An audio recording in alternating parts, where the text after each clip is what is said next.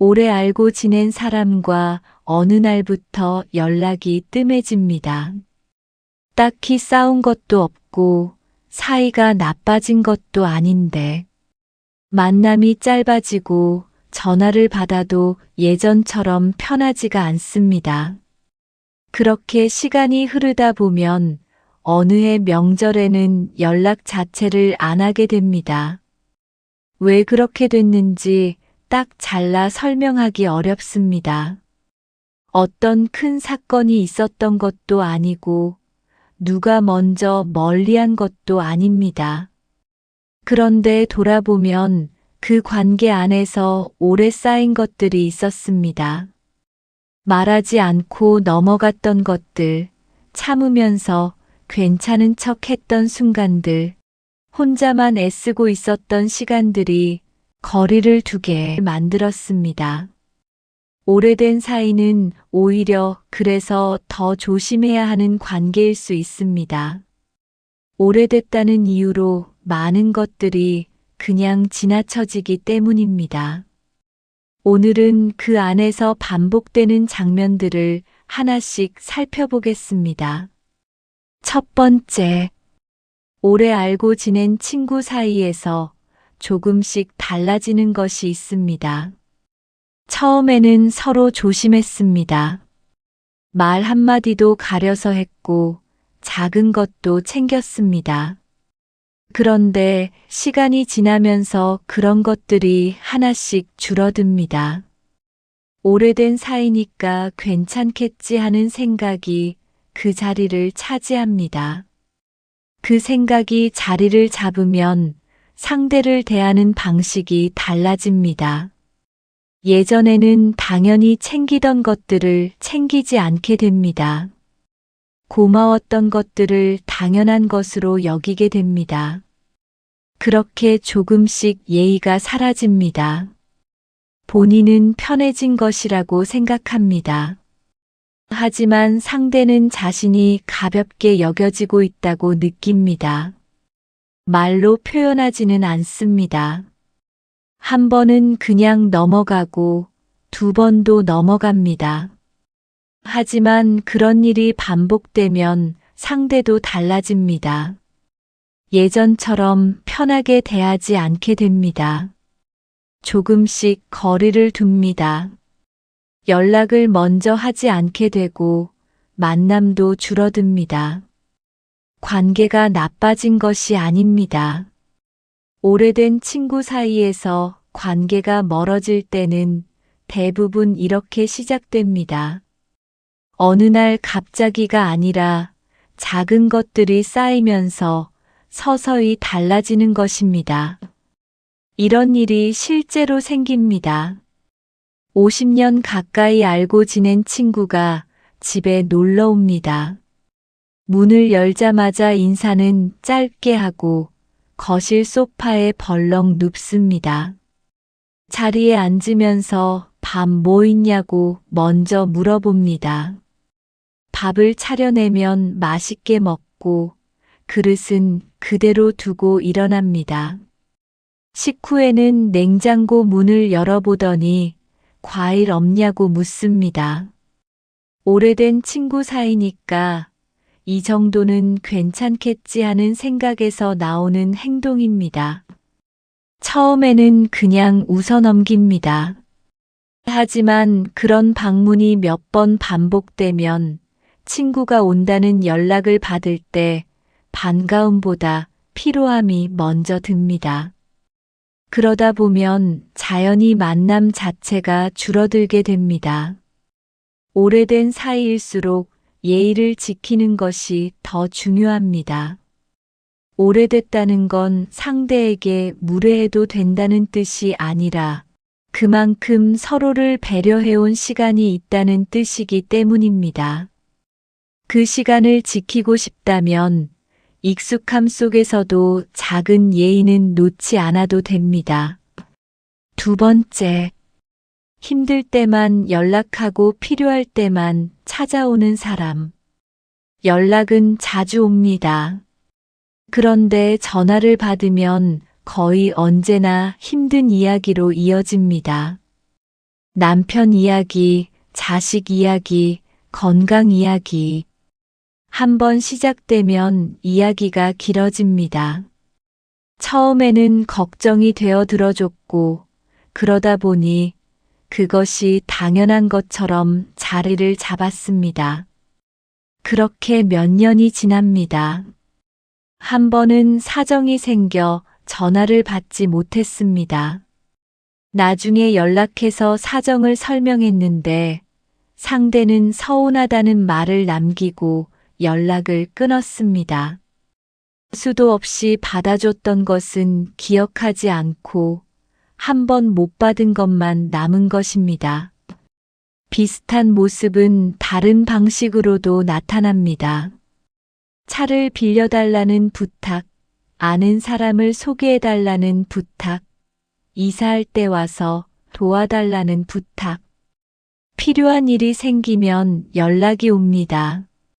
그 연락이 반갑기도 하고 도움이 되고 싶기도 합니다. 하지만 평소에 안부 한마디 없다가 부탁이 있을 때만 목소리를 듣게 되는 일이 반복되면 어느 순간 그 전화가 반갑지 않아집니다. 이 두 가지 경우는 겉으로는 달라 보이지만 결국 비슷한 상황입니다. 상대가 필요할 때만 관계가 작동합니다.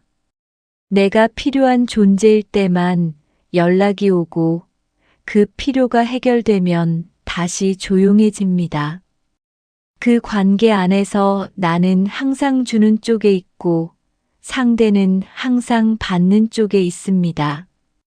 이런 불균형은 오래 지속되기 어렵습니다. 한두 번은 그냥 넘어가지만 반복되면 그 사람을 떠올릴 때마다 마음이 먼저 무거워집니다. 그러다 보면 자연스럽게 거리를 두게 됩니다. 굳이 관계를 끊겠다는 생각이 없어도 상대가 연락해 올 때 빨리 받지 않게 되고 만남을 먼저 제안하는 일도 없어집니다. 도움을 주는 것과 이용당하는 것은 다릅니다. 상대가 나를 필요로 할 때만 존재하는 관계라면 그 관계에 예전만큼 에너지를 쓰지 않아도 됩니다. 서운해하지 않아도 되고 죄책감을 가질 필요도 없습니다. 그냥 자연스럽게 무게를 내려놓아도 됩니다. 세 번째, 앞에서 걱정하고 뒤에서 말을 만드는 사람. 무언가 이상하다는 걸 느끼는 데는 시간이 걸립니다. 처음에는 그냥 소문이 돌았나 보다 싶습니다. 그런데 그 이야기의 출처를 따라가다 보면 내가 직접 말한 적 없는 내용이 들어 있습니다. 그리고 그 내용을 알고 있는 사람은 단 한 명입니다. 확인해 보면 아니라고 합니다. 그런 말을 한 적 없다고, 아마 다른 사람이 오해한 것 같다고 합니다. 그 순간 더 이상 따지고 싶지 않아집니다. 말다툼을 하고 싶은 게 아니라 그 순간 마음속에서 그 사람을 지워버리게 됩니다. 이런 경우는 오래된 관계 안에서 특히 상처가 깊습니다. 처음 만난 사람이 그런다면 그냥 가까워지지 않으면 됩니다. 하지만 오랫동안 믿고 지낸 사람이 그렇게 행동했다는 것을 알게 될 때 그 충격은 쉽게 사라지지 않습니다. 앞에서 걱정하는 척했던 얼굴과 뒤에서 말을 보탰던 행동이 한 사람 안에 있었다는 사실이 마음에 오래 남습니다. 이런 일이 있으면 관계는 그 자리에서 멈추게 됩니다. 다시 예전처럼 편하게 대하는 것은 어렵습니다. 억지로 관계를 유지하려 하면 만날 때마다 신경이 쓰이고 하는 말 하나하나를 조심하게 됩니다. 그 피로가 쌓이면 자연히 발걸음이 멀어집니다. 확인도 됐고 부정도 당했다면 더 이상 그 관계에 깊이 들어가지 않아도 됩니다. 적당한 거리를 두고 표면적인 예의만 유지하는 것으로도 충분합니다. 관계를 끊어야 한다거나 화를 내야 한다는 게 아닙니다. 그냥 그만큼의 사람으로 두어도 됩니다. 네 번째, 늘 내가 맞추는 관계, 어느 순간 비교가 시작되는 관계. 장소는 항상 내가 정합니다. 어디서 볼까 물어보면 상대는 어디든 괜찮다고 합니다. 시간도 내가 맞춥니다. 언제가 좋냐고 물어보면 상대는 아무 때나 된다고 합니다. 그렇게 만남이 이어집니다. 처음에는 그게 편한 성격이라고 생각합니다. 그런데 그 일이 몇 년째 반복되면 어느 날 문득 알게 됩니다. 이 관계에서 나만 애쓰고 있었다는 것을. 상대는 한 번도 먼저 장소를 정하거나 시간을 제한한 적이 없었다는 것을. 노력이 한쪽에만 있는 관계는 유지하는데 힘이 많이 듭니다. 상대는 아무 불편함 없이 지내고 있고 나는 매번 맞추고 있는 상황이 굳어지면 결국 지치게 됩니다. 그리고 조금씩 만남의 횟수를 줄이게 됩니다. 먼저 연락하는 일이 없어지고 만나자는 제안도 하지 않게 됩니다. 비슷한 결과를 만드는 또 다른 상황이 있습니다. 오랜 친구를 만났는데 자리가 끝나고 나서 마음이 편하지 않은 경우입니다. 대화 중에 자식 이야기가 나오면 어느 집 자식은 어디에 취직했다더라, 어느 집은 결혼을 잘했다더라 하는 말이 따라옵니다. 집 이야기가 나오면 어느 동네 집값이 올랐다더라, 새로 이사한 곳이 좋다더라는 이야기가 나옵니다. 돈 이야기가 나오면 은근히 넉넉한 쪽 이야기가 중심이 됩니다. 누가 노골적으로 비교하는 게 아닙니다. 그런데 자리를 마치고 나면 묘하게 작아진 느낌이 남습니다.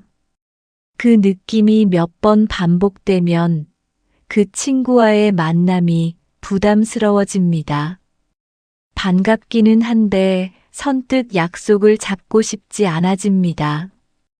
이 두 가지는 다른 이유처럼 보이지만 결과는 같습니다. 만남이 소모된다는 느낌.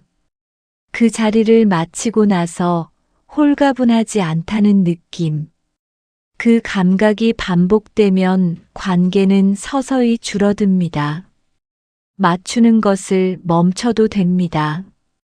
한 번쯤은 상대가 장소를 정하도록 기다려봐도 됩니다. 그리고 만남이 비교로 채워지기 시작했다면 조금 덜 자주 보아도 됩니다. 억지로 유지하지 않아도 됩니다. 다섯 번째, 가족 사이의 불균형. 형제가 여럿 있어도 부모님 병원은 늘 한 집에서 맞습니다. 예약을 잡는 것도 모시고 가는 것도 결과를 듣고 다른 형제에게 전하는 것도 그 사람 몫입니다. 다른 형제들은 바쁘다고 하거나 미안하다는 말을 남깁니다. 특별히 사이가 나쁜 것은 아닙니다. 그냥 자연스럽게 역할이 나뉘어져 있습니다. 부모님이 살아계실 때는 그래도 명절에 얼굴을 봅니다. 같은 자리에 앉아 밥을 먹고 아이들끼리 놀고 다음에 보자고 합니다. 부모님이라는 중심이 형제를 한자리에 모아주고 있기 때문입니다. 그런데 그 중심이 없어지면 형제가 한자리에 모이는 이유도 없어집니다. 몇 년이 지나면 명절에도 따로 보내는 게 당연해집니다. 이것은 관계가 나빠진 것이 아닙니다. 처음부터 형제 사이를 이어주던 것이 부모님이었고 그 이어줌이 사라진 뒤 각자의 자리로 돌아간 것입니다. 하지만 그 과정에서 오래 역할을 맡았던 사람의 마음에는 무언가 남습니다. 고생은 혼자 했고 나머지는 미안하다는 말로 넘어갔다는 기억입니다. 그 기억이 명확하게 드러나는 순간이 있습니다. 유산 문제나 재산 정리 같은 일이 생겼을 때입니다. 그때 오랫동안 쌓인 불균형이 한꺼번에 수면 위로 올라옵니다. 서로 할 말이 생기고 서운함이 정리되지 않은 채 표출됩니다. 그 이후에 형제 사이는 회복되기 어렵습니다. 가족이라는 이유로 모든 것을 혼자 감당해야 한다는 생각은 내려놓아도 됩니다. 부탁해도 됩니다. 역할을 나눠달라고 말해도 됩니다. 그 말을 했을 때 형제 관계가 불편해진다면 그 불균형은 이미 오래전부터 있었던 것입니다. 혼자 참아온 시간이 관계를 지켜온 것이 아니라 그 불균형을 오히려 굳어지게 만들었을 수 있습니다. 이런 일들은 특별한 경우가 아닙니다.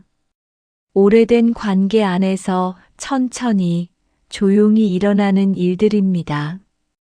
관계가 멀어지는 것은 대부분 어느 날 갑자기 생기는 일이 아닙니다.